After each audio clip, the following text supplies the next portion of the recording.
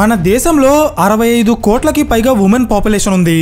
So ఆడవాళ్ళ జనాభా ఇక్కడ ఎక్కువగా ఉండటం వల్ల వాళ్ళ బ్యూటీకి సంబంధించిన కాస్మెటిక్ బ్రాండ్స్ కూడా ఇండియాలో ఎక్కువగానే ఉన్నాయి.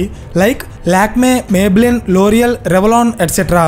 నిజానికి ఇలాంటి పెద్ద పెద్ద ఫారెన్ బ్రాండ్స్తో పోటీపడి ఒక ఇండియన్ కంపెనీ బిజినెస్ చేయాలంటే అది చాలా కష్టం.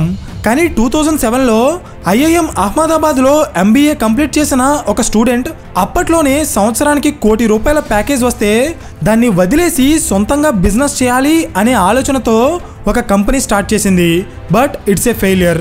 2012లో మళ్ళీ మరొక కంపెనీ స్టార్ట్ చేసింది. Again it's a failure. అయినా సరే నిరాశ పడకుండా తనకున్న బిజినెస్ నాలెడ్జ్ అండ్ ఎక్స్పీరియన్స్ని యూజ్ చేసి ఇండియన్ కాస్మెటిక్ ఇండస్ట్రీలో ఉన్న ప్రాబ్లమ్స్ని ఐడెంటిఫై చేసి 2015లో తను స్టార్ట్ చేసిన ఒక కంపెనీ ఈరోజు ఇండియాలోనే one of the largest cosmetic బ్రాండ్గా ఎదిగింది. అదే షుగర్ కాస్మెటిక్స్. అండ్ ఆ కంపెనీని స్థాపించిన వ్యక్తే వినీతా సింగ్. ఈమె గురించి మీలో కొంతమందికి తెలిసే ఉంటుంది. ఎందుకంటే ఇండియాలోనే ఫేమస్ బిజినెస్ షో అయిన షార్క్ ట్యాంక్లో ఈమె one of the judge. So ఇక్కడ క్వశ్చన్ ఏంటంటే అసలు వినీతా సింగ్ ఇండియన్ కాస్మెటిక్ ఇండస్ట్రీని ఎలా క్రాక్ చేశారు? ఒక చిన్న ఐడియాతో స్టార్ట్ అయిన ఈ కంపెనీ ఈరోజు ₹5,000 కోట్ల బ్రాండ్గా ఎలా ఎదిగిందో నేను ఈ వీడియోలో చెప్పబోతున్నాను. Hello everyone, welcome to today's video and this is your friend Surya. Vineeta సింగ్కి తన కాలేజ్ డేస్ నుండి బిజినెస్ మీద ఉన్న ఇంట్రెస్ట్తో తనకి వచ్చిన హై పేయింగ్ జాబ్ని సైతం వదిలేసి 2007లో ఒక స్టార్టప్ కంపెనీని స్టార్ట్ చేశారు. అదే క్విట్జాల్. ఈ కంపెనీ చేసే బిజినెస్ ఏంటంటే బిజినెస్ స్కూల్స్కి అకాడమిక్ కంటెంట్ని సప్లై చేయడంతో పాటు కార్పొరేట్ కంపెనీలు స్టూడెంట్స్కి జాబ్స్ ఇస్తాయి కదా, ఆ జాబ్స్ వచ్చిన స్టూడెంట్స్కి బ్యాక్గ్రౌండ్ వెరిఫికేషన్ చేయడం అన్నమాట. అయితే ఈ బిజినెస్ అప్పట్లో పెద్దగా సక్సెస్ అవ్వలేదు.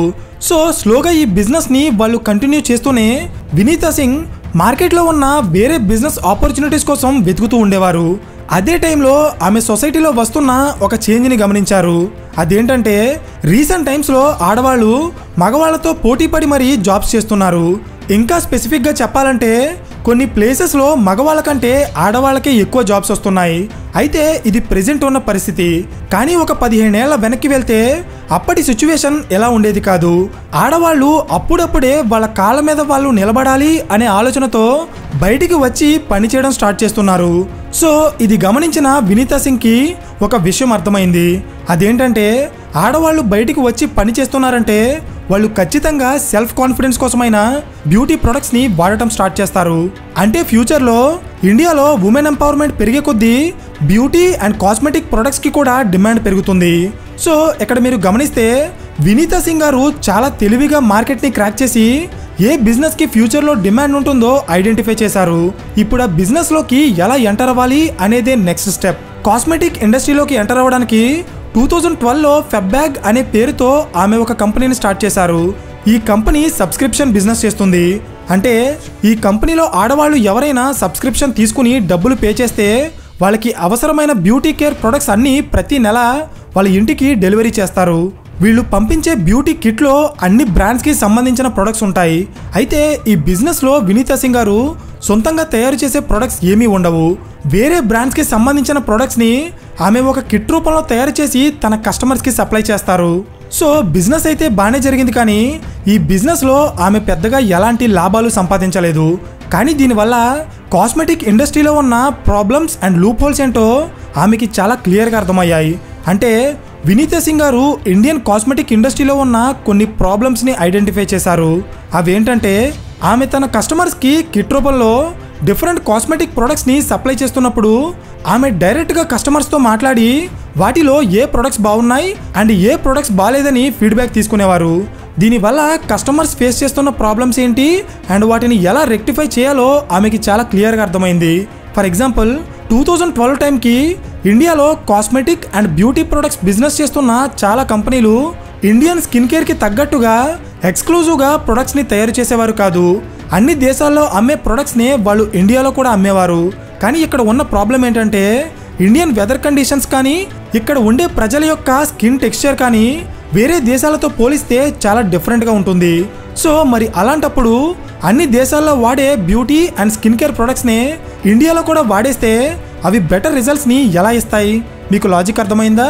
నెక్స్ట్ వినీతా సింగ్ గారు నోటీస్ చేసిన మరొక ఇంపార్టెంట్ ప్రాబ్లం ప్రైజింగ్.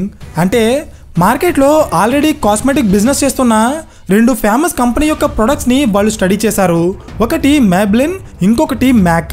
ఇందులో మ్యాబ్లిన్ అనే కంపెనీ అమ్మే ప్రోడక్ట్ యొక్క యావరేజ్ ప్రైస్ 300 రూపీస్ ఉంటే మ్యాక్ అనే కంపెనీ అమ్మే ప్రోడక్ట్ యొక్క యావరేజ్ ప్రైస్ 1000 రూపీస్ ఉంది. బట్ ఈ రెండింటికి మధ్యలో ఏ కంపెనీ కూడా ఎక్కువగా ప్రొడక్ట్స్ని లాంచ్ చేయడం లేదు. కానీ ఇండియన్ కస్టమర్స్ ఎక్కువగా మిడ్ రేంజ్ ప్రొడక్ట్స్ని కొంటారు. సో ఈ మార్కెట్ గ్యాప్ని గమనించిన వినీతా సింగ్ 300కి 1000కి మధ్యలో 499 ప్రైస్ నుండి స్టార్ట్ చేసి తన బ్రాండ్ ప్రొడక్ట్స్ని లాంచ్ చేయాలని డిసైడ్ అయ్యారు. అండ్ ఈ ఐడియాని ఇంప్లిమెంట్ చేస్తూ 2015లో ఆమె ఒక కొత్త కంపెనీని స్టార్ట్ చేశారు. అదే షుగర్ కాస్మెటిక్స్. సో ఇప్పుడు వీళ్ళ బిజినెస్ మోడల్ ఏంటి అండ్ వీళ్ళు టార్గెటెడ్ ఆడియన్స్ ఎవరో మీకు అర్థమైంది కదా. అయితే ఇప్పుడు అసలు వీళ్ళ కస్టమర్స్ని వీళ్ళు ఎలా రీచ్ అయ్యారో చూద్దాం. ఫస్ట్ ఆఫ్ ఆల్ ఈ కంపెనీ వీళ్ళ కస్టమర్స్ని రీచ్ అవ్వడానికి 2 బిజినెస్ మోడల్స్ని ఫాలో అయ్యింది. Number 1 D2C direct to customer model and number 2 hybrid business model. ఇవేంటో చెప్తా చూడండి. Direct to customer model D2C అంటే ఒక కంపెనీ ఒక ప్రోడక్ట్ని తయారు చేసిన తర్వాత జనరల్గా ఆ ప్రోడక్ట్ ఫ్యాక్టరీ నుండి కస్టమర్ చేతికి వెళ్ళడానికి మధ్యలో చాలామంది మీడియేటర్స్ ఇన్వాల్వ్ అయి ఉంటారు. Like middle man, wholesalers, retailers etcetera. వీళ్ళు ప్రతి స్టేజ్లో ఆ ప్రోడక్ట్ నుండి లాభం సంపాదించడానికి వాళ్ళు దాని మీద కమిషన్స్ వేసుకుని దాని ప్రైస్ పెంచేస్తారు. ఇది జనరల్గా మార్కెట్లో జరిగే ప్రాసెస్. కానీ ఒకవేళ ఒక కంపెనీ వస్తువుని తయారు చేసి ఎలాంటి మీడియేటర్స్ లేకుండా డైరెక్ట్గా ఆ కంపెనీయే కస్టమర్కి ప్రోడక్ట్ని అమ్మితే దాన్నే డైరెక్ట్ టు కస్టమర్ లేదా D2C మోడల్ అంటారు. అంటే ఈ బిజినెస్లో కంపెనీకి కస్టమర్కి మధ్య ఎలాంటి మీడియేటర్స్ ఉండరు. ఆన్లైన్లో అమ్మినా ఆఫ్లైన్లో అమ్మినా కంపెనీయే వాళ్ళ ప్రోడక్ట్ని డైరెక్ట్గా కస్టమర్కి అమ్ముకుంటుంది. అయితే ఈ బిజినెస్ మోడల్ని ఫాలో అయ్యేది కేవలం షుగర్ కంపెనీ మాత్రమే కాదు. రీసెంట్ టైమ్స్లో చాలా బ్రాండ్స్ ఈ D2C మోడల్ని ఫాలో అవుతున్నాయి. Like Lenskart, boAt, Nike, Crocs etcetera. Because ఇలా డైరెక్ట్గా కస్టమర్కి ప్రోడక్ట్ని అమ్మడం వల్ల ఆ కంపెనీకి కస్టమర్స్తో ఇంటరాక్షన్ పెరిగి అసలు కస్టమర్స్ వాళ్ళ నుండి ఏం ఎక్స్పెక్ట్ చేస్తున్నారో తెలుస్తుంది. అందుకే ఈ D2C మోడల్ని రీసెంట్ టైమ్స్లో చాలా ఎక్కువగా ఫాలో అవుతున్నారు. నెక్స్ట్ హైబ్రిడ్ మోడల్ అంటే జనరల్గా చాలా కంపెనీలు వాళ్ళ ప్రొడక్ట్స్ని ఒకటి ఆన్లైన్లో అమ్ముతాయి లేదా కంప్లీట్గా ఆఫ్లైన్లో అమ్ముతాయి. కానీ ఈ రెండింటిని కలిపి చేస్తే దాన్నే హైబ్రిడ్ మోడల్ అంటారు. అంటే వీళ్ళకి ఆన్లైన్ బిజినెస్ ఉంటుంది, అట్ ద సేమ్ టైం ఆఫ్లైన్లో కూడా వీళ్ళకి స్టోర్స్ ఉంటాయి. అయితే ఈ కంపెనీ హైబ్రిడ్ బిజినెస్ మోడల్ని ఎందుకు ఫాలో అయిందో చెప్తా చూడండి.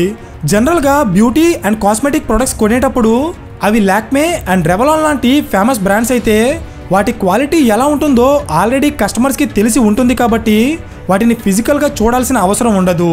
కానీ మార్కెట్లోకి ఎప్పుడైనా ఒక కొత్త బ్రాండ్ వచ్చినప్పుడు ఆ ప్రోడక్ట్ని కస్టమర్స్ ఆన్లైన్లో కొనాలంటే చాలా ఆలోచిస్తారు. బికాస్ ఆ ప్రోడక్ట్ యొక్క క్వాలిటీ ఎలా ఉంటుందో ఎవ్వరికీ తెలీదు.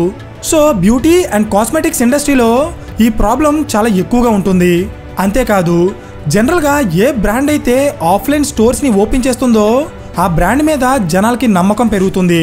సో కస్టమర్స్లో ఆ నమ్మకాన్ని సంపాదించడానికి అట్ ద సేమ్ టైం తన ప్రోడక్ట్ యొక్క క్వాలిటీని డైరెక్ట్గా కస్టమర్కి పరిచయం చేయడానికి వినీతా సింగ్ గారు షుగర్ బ్రాండ్ యొక్క స్టోర్స్ని ఆన్లైన్తో పాటు ఆఫ్లైన్లో కూడా ఓపెన్ చేశారు. లాజిక్ అర్థమైందా? Next marketing. జనరల్గా మార్కెటింగ్ అంటే ఏ కంపెనీ అయినా వాళ్ళ ప్రోడక్ట్ని ఎగ్జిబిట్ చేయడానికి ట్రై చేస్తుంది. అంటే వాళ్ళ ప్రోడక్ట్లో ఉన్న ఫీచర్స్ అండ్ స్పెషాలిటీస్ కోసం జనాలకి తెలిసేలా చేయడం అన్నమాట. కానీ వినీతా సింగ్ గారు తన ప్రోడక్ట్కి మార్కెటింగ్ చేసేటప్పుడు కేవలం వాటిని ఎగ్జిబిట్ చేయడం మాత్రమే కాకుండా కస్టమర్స్ని ఎడ్యుకేట్ చేయడం మీద కూడా ఎక్కువగా ఫోకస్ చేశారు. అంటే షుగర్ అనేది జనరల్గా ఒక ఆన్లైన్ బ్రాండ్. సో వాళ్ళు డిఫరెంట్ సోషల్ మీడియా ప్లాట్ఫామ్స్లో అకౌంట్స్ క్రియేట్ చేసి అక్కడి నుండి ఎక్స్క్లూజివ్గా ఉమెన్ ఆడియన్స్ని రీచ్ అయ్యేలా కాంటెంట్ క్రియేట్ చేశారు. అంటే అసలు కాస్మెటిక్స్ని ఎలా యూజ్ చేయాలి, ఎలాంటి స్కిన్ ఉన్న వాళ్ళు ఏ ప్రొడక్ట్స్ని వాడాలి, ఎలాంటి ఇన్ఫర్మేషన్ అంతా షుగర్ కంపెనీ వాళ్ళ కస్టమర్స్కి ఇవ్వడం ద్వారా స్లోగా కస్టమర్స్లో వాళ్ళ బ్రాండ్కి గుర్తింపుని అలాగే నమ్మకాన్ని సంపాదించింది. అంతేకాదు ఇన్స్టాగ్రామ్ అండ్ యూట్యూబ్ లాంటి సోషల్ మీడియా ప్లాట్ఫామ్స్లో ఎక్కువగా ఫాలోయింగ్ ఉన్న ఫ్యాషన్ ఇన్ఫ్లుయెన్సర్స్తో రెగ్యులర్గా వాళ్ళ ప్రొడక్ట్స్కి రివ్యూస్ ఇప్పించి స్లోగా కస్టమర్స్లో పాపులారిటీని సంపాదించారు. సో జనరల్గా మార్కెట్లో సక్సెస్ అయిన ఏ బ్రాండ్ అయినా నెక్స్ట్ లెవెల్కి ఎక్స్పాండ్ అవ్వాలంటే వాళ్ళకి ఫండ్స్ కావాలి. ఒకవేళ ఇన్వెస్టర్స్కి లేదా వెంచర్ క్యాపిటలిస్ట్లకి వాళ్ళ బిజినెస్ మోడల్ నచ్చితే వాళ్ళు ఆ కంపెనీలో ఇన్వెస్ట్ చేయడానికి ముందుకు వస్తారు.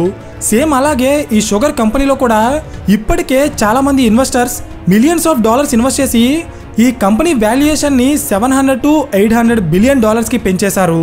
అంటే సుమారు 5,000 కోట్ల రూపాయలకి పైనే.